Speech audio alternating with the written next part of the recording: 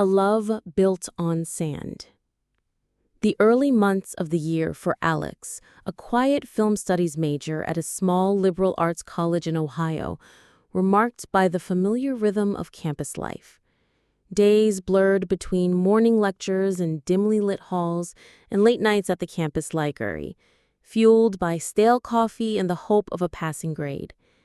He was a creature of habit, finding comfort in the predictable ebb and flow of his routine, which included a part-time gig at The Daily Grind, a cozy coffee shop known for its mismatched mugs and eclectic soundtrack.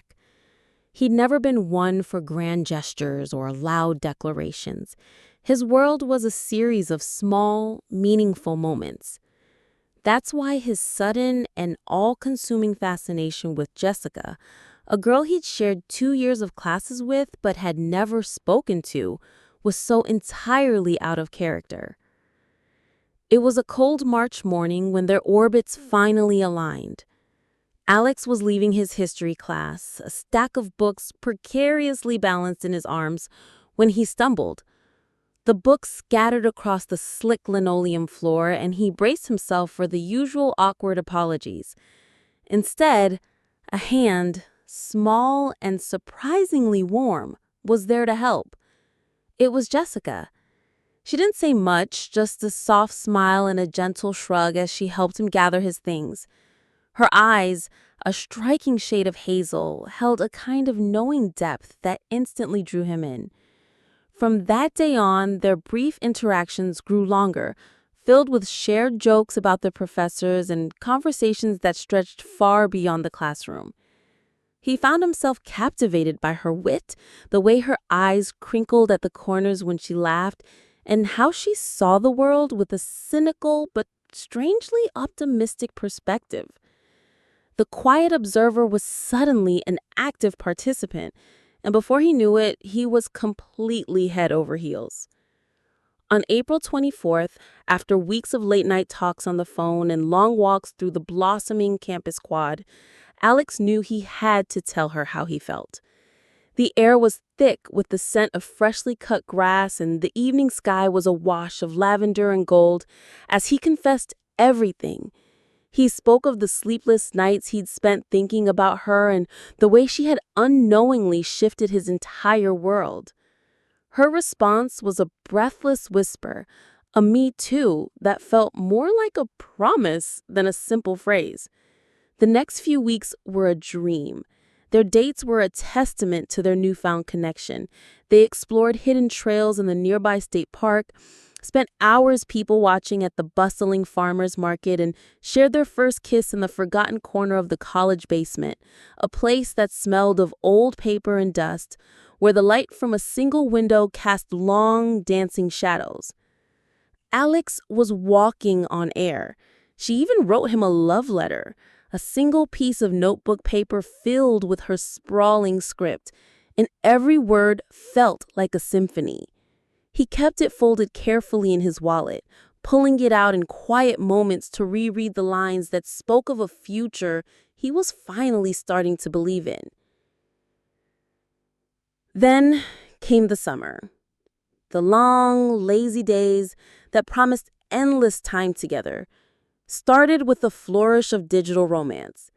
Jessica's face would pop up on his phone screen 5 or more times a day, her voice a constant presence in his life. Their conversations were filled with inside jokes, dreams of future trips, and the kind of intimate details that only exist between two people who are deeply, truly falling for each other. But as the weeks of June bled into July, the calls became less frequent.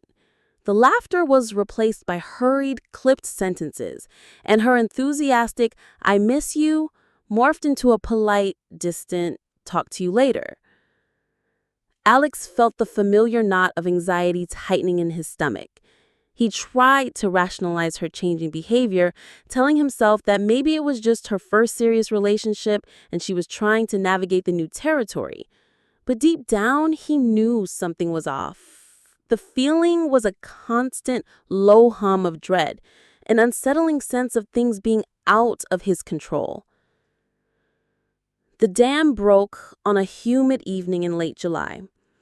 A simple question from Alex about her plans for the weekend led to an awkward silence, followed by her hushed confession. She had a boyfriend. A boyfriend of 7 years, she explained, her voice barely a whisper. The world tilted on its axis for Alex. He felt as if the ground had been ripped out from under him. How could this be? The walks, the kisses, the love letter? Was it all a lie? He was on the verge of hanging up, of cutting all ties, but then came her next set of words, delivered with a startling mix of sincerity and desperation. I have never loved someone this much.